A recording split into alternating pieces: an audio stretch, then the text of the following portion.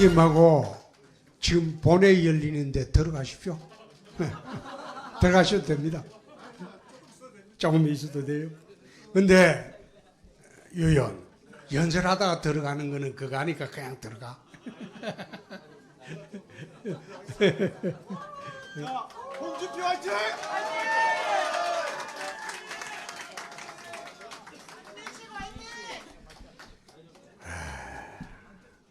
존경하는 국민 여러분, 사랑하는 당원 동지 여러분, 저는 이번 대통령 선거에서 국민의힘 후보로 출마하겠습니다.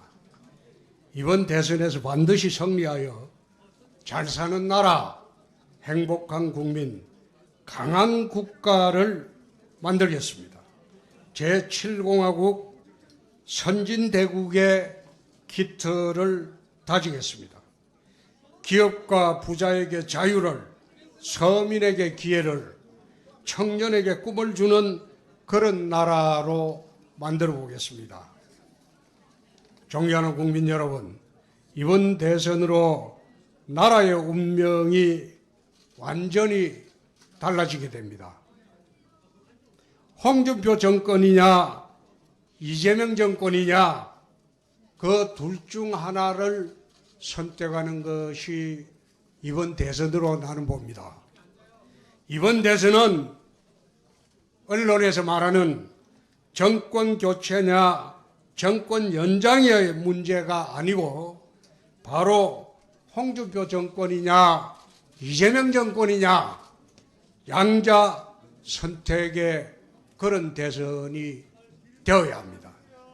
다시 한번 묻겠습니다. 홍준표 정권이냐 이재명 정권이냐 과연 어느 쪽을 선택하시겠습니까?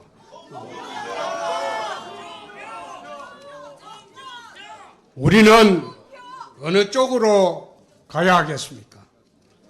이재명 정권의 종착역은 포퓰리즘과 국민 매수의 나라 남미 채빈국 베네수엘라입니다.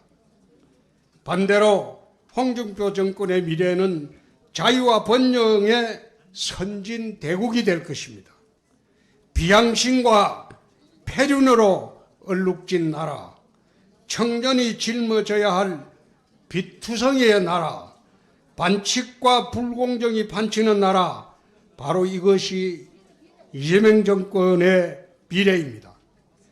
자유와 기회와 꿈이 넘치는 나라, 원칙과 공정이 바로 선 나라, 다음 세대에게 물려줄 자랑스러운 나라, 바로 홍준표 정권이 열어갈 그런 세상입니다.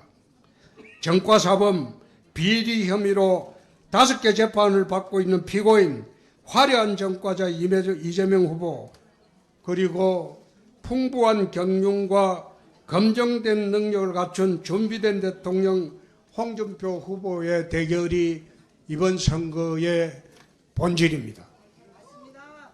이번 대선을 통해 낡은 60 운동권 세력이 펼치는 광란의 국회 폭거를 중단시켜야 합니다.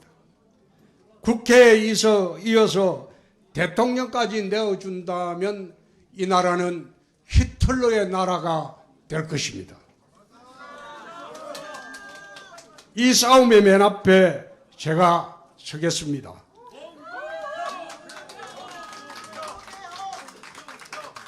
지난 박근혜 탄핵 대선에서는 패전 처리 투수였다면 이번 대선은 구국과 승리의 구원 투수가 되도록 하겠습니다. 명량해전에서 이수진 대장선은 홀로 분전하여 적에 맞섰고 마침내 모두 분발하여 승리를 이끌었습니다. 우리가 함께하면 반드시 승리할 것입니다. 당연히 승리는 우리의 것이 될 것입니다. 홍준표는 전혀 새로운 나라, 선진대국을 위한 그런 나라를 만들겠습니다. 지금 우리는 내후외환의 위기에 직면해 있습니다. 사방을 둘러봐도 암울한 전망뿐입니다. 저희 30년 정치 역정에서 지금까지 국가적 위기감은 처음 느껴봅니다. 국가의 비전과 목표는 보이지 않고 민심은 하나로 모이지 않고 모래알처럼 지금 다 흩어져 있습니다. 이 상황을 타결해야 할 정치는 극단적인 정치 보복과 진영 대결에 골몰하고 있습니다. 경제는 활력을 잃고 잠재 성장률은 1%대로 내려앉았습니다.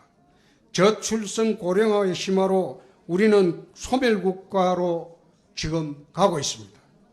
이대로 더 나아가면 우리는 선진국 문턱을 넘어서지 못하고 주저앉거나 후진국으로 밀려나게 될 것입니다. 우리 후손들은 어쩌면 선진국에서 태어나서 중진국의 국민으로 살아가야 하는 기막힌 현실에 직면할 수도 있습니다. 이젠 새로운 나라로 바뀌어야 합니다. 기존 제도와 시스템에서 국민 의식까지 대한민국 국호를 빼고 싹 바뀌어야 할 때입니다. 이제 때가 됐습니다. 개헌으로 6공화국을 넘어서 제7공화국으로 힘차게 달려가야 할 때입니다. 헌법은 나라의 뼈대이고 시대의 정신이고 국민 의지의 총화입니다.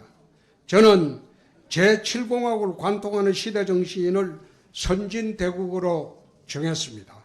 선진대국을 이루기 위한 개헌이 되어야 되고 이 개헌을 통해서 선진대국의 토대를 구축을 해야 합니다. 선진대국은 우리 사회의 모든 부분이 골고루 선진화되고 어느 하나 부족함이 없는 그런 나라입니다. 정치, 경제, 사회, 문화 등 각 분야에서 선진국의 목표를 이루고 다른 나라의 모범이 되는 그런 나라가 되어야 합니다. 저는 제7공화국 개헌을 추진하고 선진대국의 기틀을 다지는 대통령이 되도록 하겠습니다.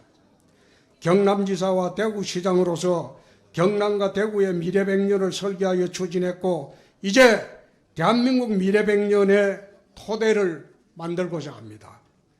대선에서 승리한 직후 대통령 직속으로 개헌 추진단을 바로 만들겠습니다. 거대 야당과 협상할 수 있는 경륜과 관록으로 국가 정통성을 바로 잇고 미래 새 시대를 여는 올바른 개헌을 하도록 하겠습니다. 우리 사회 각 부분에서 공정과 정의를 세워 선진대국의 토대를 만들도록 하겠습니다. 그리하여 우리가 열어갈 미래는 더 공정하고 더 풍요로우며 더 자랑스럽도록 하겠습니다. 존경하는 국민 여러분, 저희 지난 30년 정치 여정은 오직 한 길이었습니다. 그것은 국가 경영의 꿈이었습니다.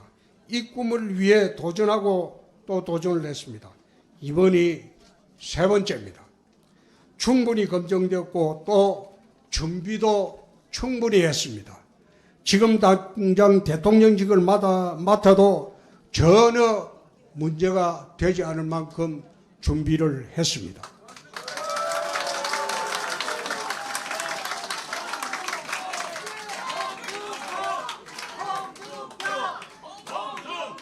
제 정책과 비전 공약은 이미 책으로 발간했습니다. 지난 3개월 동안 밤낮 없이 우리는 준비를 했습니다. 만에 하나 있을지 모르는 탄핵 대선 때문에 2017년도 박근혜 탄핵 대선 때처럼 정권을 그저 상남하는 그런 대선을 만들지 않기 위해서 탄핵 소추 직후부터 최악의 경우를 대비해서 우리는 준비의 준비를 거듭다 했습니다. 지난주까지 준비를 마쳤습니다. 선진대국을 여는 저희 국정철학 5가지를 말씀드리겠습니다. 우선 정치 복원으로 국민 통합을 이루도록 하겠습니다. 국민 통합은 우리 앞에 놓인 가장 최우선 과제입니다. 나라는 좌우로 갈라지고 영호남으로 갈라지고 남북으로 갈갈이 갈라져 있습니다. 정치가 오히려 갈등을 조장하고 정략적으로 이용되어 사태는 더욱 악화 일로에 와 있습니다. 이런 정치판을 그대로 두고는 아무것도 해낼 수가 없습니다. 개헌을 통해 상원과 하원의 양은제를 도입하고 중선거구제를 도입해서 특정 정당의 지역 독식을 없애겠습니다. 특히 양극단 세력에 휘둘리지 않고 이념과 가치의 중심을 지키는 신탕평과 각자의 몫을 인정하고 배분하는 상호 인정과 상생의 정신으로 실종의 정치를 복원을 하도록 하겠습니다. 2008년도 여당 원내대표로 광우병 파동 당시 여야 협의로 국회를 운영하고 전국을 원만히 이끌었습니다. 2024년 광주 대구 협력을 통해서 헌정 사상 최대 의원 발의로 달빛 철도법도 통과를 시켜봤습니다. 국익 중심의 또는 국민 행복을 넘어서는 그런 진영 논리나 가치는 있어서도 안 되고 앞으로는 이런 짓은 하지 말아야 됩니다. 교조적 이념에 얽매이지 않고 실사적 구실을 도한 실용주의 노선으로 국민 통합 원 코리아를 실현하도록 하겠습니다.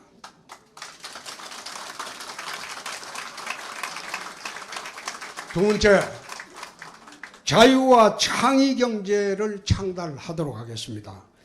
지난 60의 경제 원칙은 현행 헌법의 예외 규정인 경제민주화에 주목한 분배 중심과 정부의 개입 규제의 시대였습니다. 이러한 방식으로는 선진국 문턱까지는 올 수 있었지만은 더 이상 선진국으로 진입하기는 어렵습니다.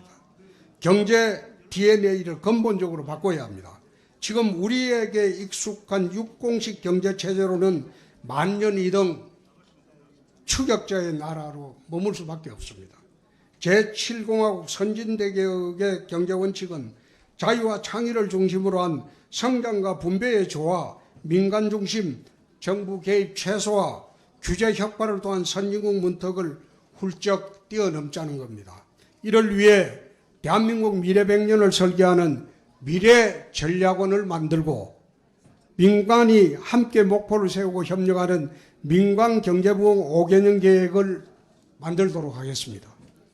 우리는 규제의 나라입니다. 역대 정부는 늘 규제 계획을 외쳤지만 오히려 규제는 늘어나기만 했습니다. 우리는 새로운 산업을 시작할 때 규제부터 만들고 그 틀 속에서 진행하고 있는 나라입니다. 이제 근본적으로 풀어야 합니다. 규제 방식을 네거티브 방식으로 전환을 하고 국회에 상원을 두어 규제 입법을 제한하도록 하는 두바이처럼 규제 없는 한국판 두바이 특구를 만들도록 하겠습니다. 신산업 게이트 프리 방식을 도입하여 기업이 신기술이나 신산업을 진출할 때 정부의 사전 승인 없이 먼저 진출하고 사후에 승인받는 시스템으로 전환을 하겠습니다. 또한 초격차 기술주도 성장 전략을 추진하겠습니다. 지금까지의 2등 전략이 아니라 1등 전략으로 글로벌 경쟁을 선도하고 세계시장을 제패하도록 하겠습니다. 정주영, 이병철과 같은 우리 100년 미래의 새로운 혁신가들이 기업가 중에서 나와야 합니다. 글로벌 선도형의 최초 유일한 연구개발에 더 많이 투자하고 초격차 기술을 상용화해서 세계시장을 선도해 나가도록 하겠습니다. AI, 양자, 초전도체, 반도체, 첨단바이오 등 초격차 기술 개발과 상용화에 최소 50조 이상 투자하도록 하겠습니다. 언제까지나 구글이나 테슬라의 꽁무니만 따라갈 수는 없습니다. 언제까지나 기업들이 국내를 버리고 미국에 공장을 짓고 일자리를 만들어 주는 그런 사태는 없어야 합니다. 우리 기업이 1등 전략으로 세계를 선도할 수 있도록 해야 합니다. 정부의 더 많은 투자와 지원으로 민간의 딜을 바치도록 하겠습니다. 세 번째, 핵균형과 무장평화로 남북관계를 재정립하도록 하겠습니다. 지금 국제질서는 요동치고 있습니다. 트럼프 행정부는 기존의 정통 외교에서 벗어나 미국의 우선주의에 기반한 새로운 질서를 만들고 있습니다. 한미동맹은 새로운 시험대에 올랐고 북한의 핵능력 고도화하여 실질적인 핵기업이 위협이 지금 가시화되고 있습니다. 저는 북한의 핵은 오로지 핵으로만 막을 수 있고 북핵이 현실화된 현상 우리도 핵능력을 갖춰야 한다는 것은 불문가지입니다. 이거는 핵균형자입니다. 핵균형론자로서 저희 주장입니다. 2017년부터 핵균형을 주장했을 때 많은 사람들은 거꾸로 몰았습니다. 그건 잘못된 생각이죠. 예? 경제 문제는 먹고 사는 문제지만 안보 문제는 죽고 사는 문제입니다.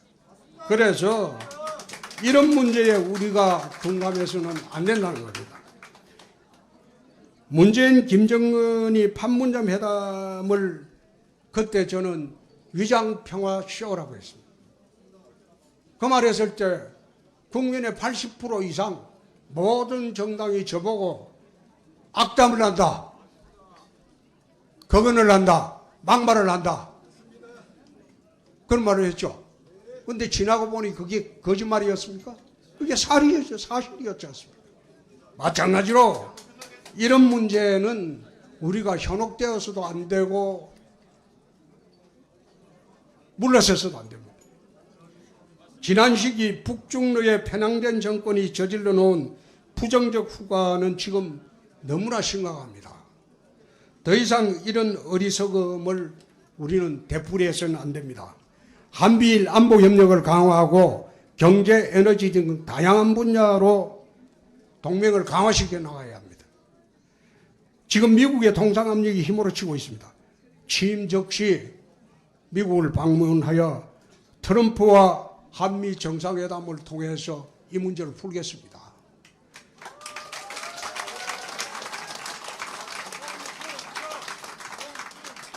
정통 외교로 나오면 외교적 방식으로, 비즈니스 장사꾼 방식으로 나오면 똑같이 장사꾼 방식으로 트럼프에 맞서 대한민국의 국익을 지키겠습니다.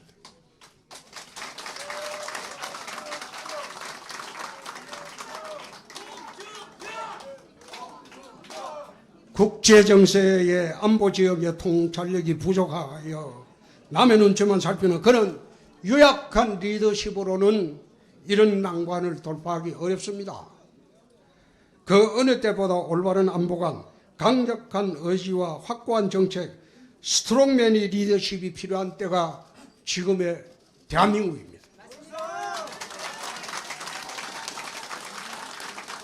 트럼프와 당당히 맞설 후보는 감히 홍준표뿐이라고 저는 생각합니다.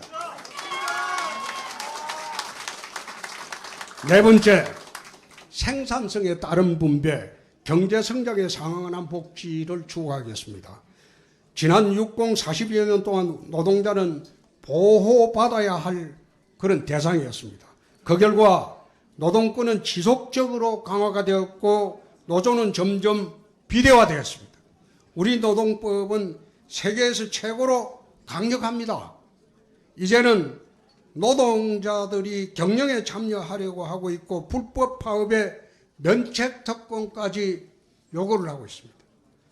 우리 산별노조는 가장 강력한 이익 집단으로 변했고 이제 정치 집단으로 바뀌어 정당과의 이익 공동체까지 지금 되고 있습니다.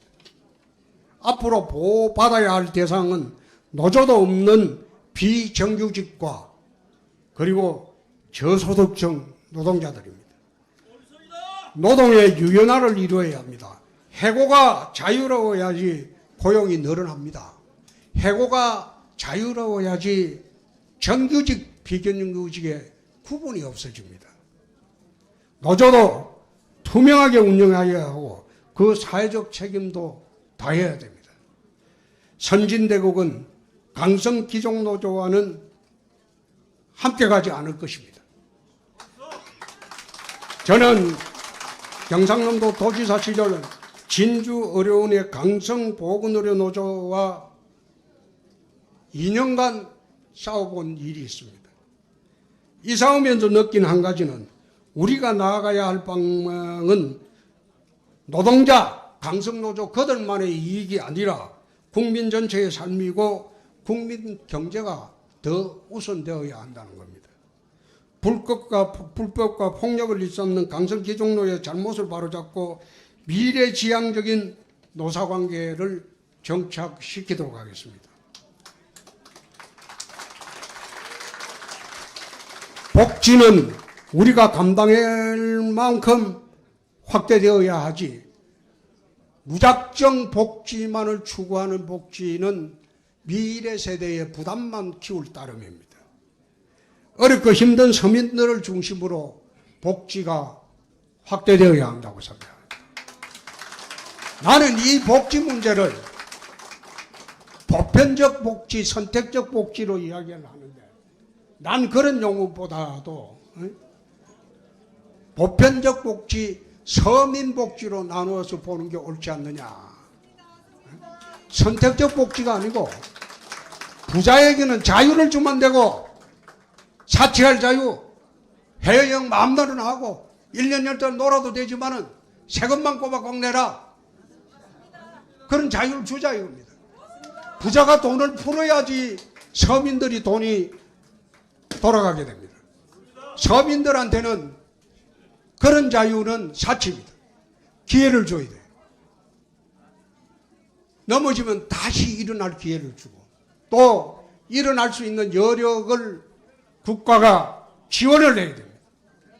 그렇게 함으로써 나는 복지의 개념을 정의를 합니다. 그동안 과도한 복지, 무상복지를 확대한 결과 국가 부채는 폭증을 했습니다. 지금 국민 1인당 2,300만 원이 넘습니다. 빚이. 이 부채는 결국 우리 미래 세대의 부담입니다. 연금개혁도 방향도 미래 세대의 부담이 가는 방향으로 개혁돼서는 안 됩니다. 내가 좀 더 편하자고 자식에게, 손자에게 빚을 떠넘겨서는 안 된다는 겁니다. 부채 총량, 복지 총량에 대한 국민적 합의가 필요합니다. 개인이 대출을 낼 때에도 소득이나 상환 능력을 심사하듯이 정부도 빚을 낼 때는 상환 계획과 성장률을 따져야 합니다.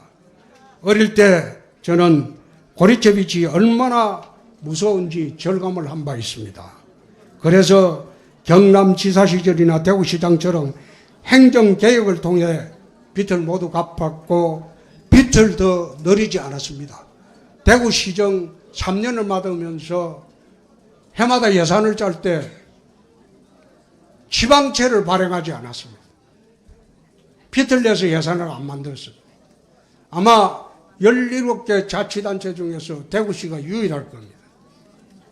경남지사 때는 땅 한 평 팔지 않고 행정개혁, 재정개혁만으로 1조 4천억의 빚을 갚았고, 이번 대구시에서는 2,400억의 빚을 갚고 더 늘리지 않았습니다. 이제 AI, 블록체인도 도입하여 복지 지출의 누수를 막고 국가 신인도 제거와 미래세대 부담 건강을 위해 국가 부채를 적극 관리하도록 하겠습니다. 네. 마지막으로 건강한 가정, 행복한 공동체가 국가의 근본이 되어야 합니다. 사회 정의를 세우기 위해서 흉악범 사형 집행은 반드시 하도록 하겠습니다.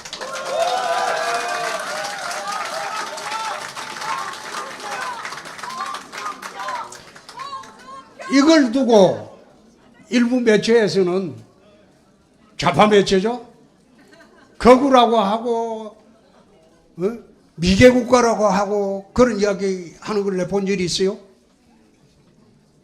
미국이 사형 집행을 합니다. 매년. 일본도 매년 합니다. 미국과 일본이 미개국가입니까? 반인권 국가입니까? 근데 미국과 일본에는 한마디도 말 못하고 한국이 사형 집행하면 EU에서 뭐라고 한다? 그게 무슨 말입니까? 흉악범의 생명권과 중요하고 흉악범에 의해서 무참히 살해된 그런 억울한 피해자의 생명권은 전혀 중요하지 않다는 겁니까?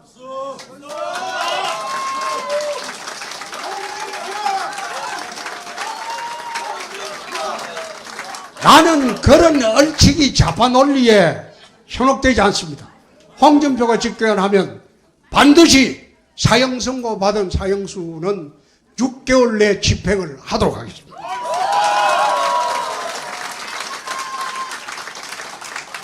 우리 사회의 편법과 엄서제도를 막기 위해서 선발 절차는 공정해야 됩니다. 엄서제도라는 게 조상의 언덕으로 시험 안 치고 바로 벼슬길에 가는 고려시대, 이조시대 그런 제도가 있었어요.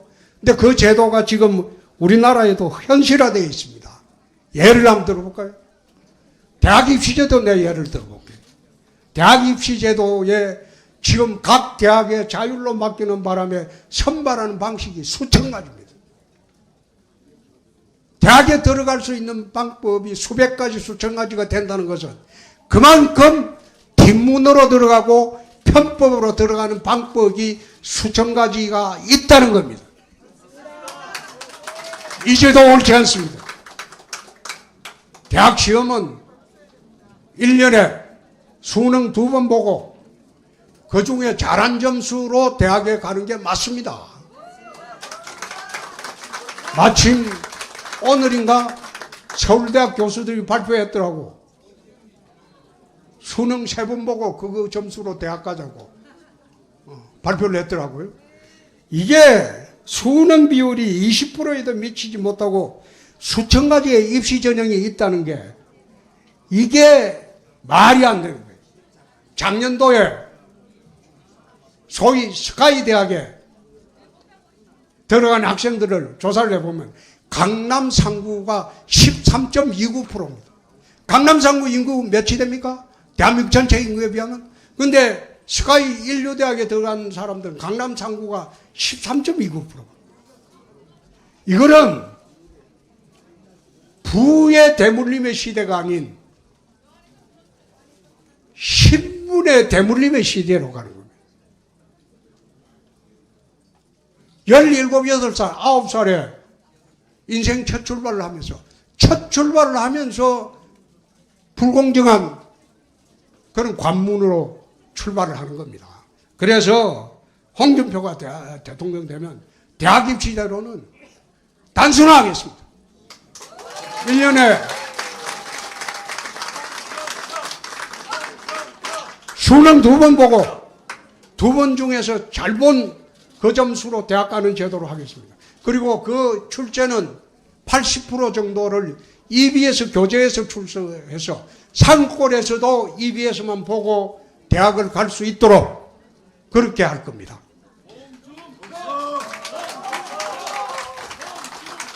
두 번째, 난 로스쿨을 반대했어요. 저건 잘못된 제도다. 저 제도가 20년 전에 도입될 때 시행이 되면 엄서제도가 될 것이다. 부자들, 고위층 자제들 로스쿨 가서 판검사 될 때 면접만 봅니다. 시험 안 칩니다. 그래서 웬만한 집안의 자제들은 대부분 시험 안 치고 면접으로 판검사 다 돼요. 이 잘못된 제도예요. 그래서 변호사 시험도 로스쿨 나오지 않은 사람도 예비시험 제도를 도입하겠습니다. 그래가 예비시험 제도를 도입해서 변호사 자격 합격을 하면 그 다음에 판검사 임용은 판검사 임용 시험 제도를 도입하겠습니다. 그래서 한국 사회 특권청등학의 점유물이 되는 그런 시대를 막아야 됩니다. 우리 공동체의 기초는 공정과 정의입니다. 건강한 가정이 그 출발입니다. 가정의 회복, 이것이 저희 강력한 소신이고 지금까지 실천해 오고 있습니다. 가족 중심주의, 페밀리즘에서 시작하여 저출산 고령화 문제를 해결하고자 합니다. 이제 외래 가치에 무분별하게 수용할 것이 아니라 우리가 지켜야 할 가치를 확고히 해야 됩니다. 페밀리즘으로 가는 것이 한국 사회를 복원시키는 첫 출발이라고 봅니다.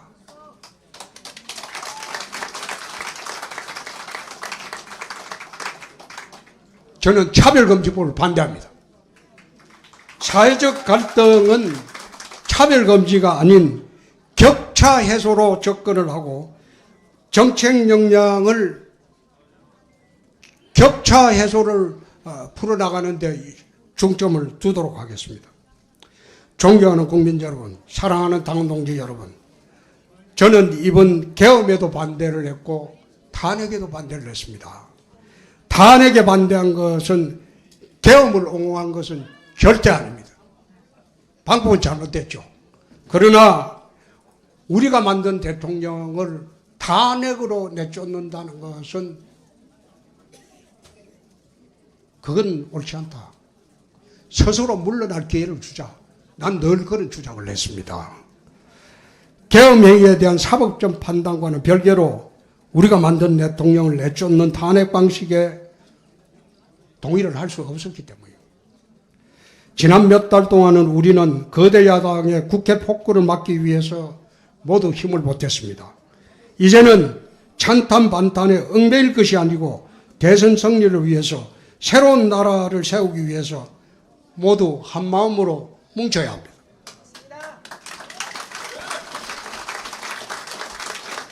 적대적 공생의 비정상은 이제 끝내야 됩니다. 계엄 사태가 탄핵으로 정리되는 만큼 이재명 후보도 적대적 공생 관계에 있는 이재명 후보도 사법 심판대로 돌려보내야 합니다. 오직 국민의 심판으로 유권자의 선택만이 비리와 불법의 범죄자를 확실하게 단죄할 수 있을 겁니다. 그게 이번 대선입니다. 명운을 그은 대전에 가장 준비되고 경험 많은 든든한 장수가 나가야 되겠죠. 준비가 부족하고 검증 안 된 정치 초보 대통령 선택했다가 우리 참 많이 고생했지 않습니까? 홍준표와 함께 승리하고 선진대국의 풍요와 번영을 함께 누리도록 다 같이 갑시다.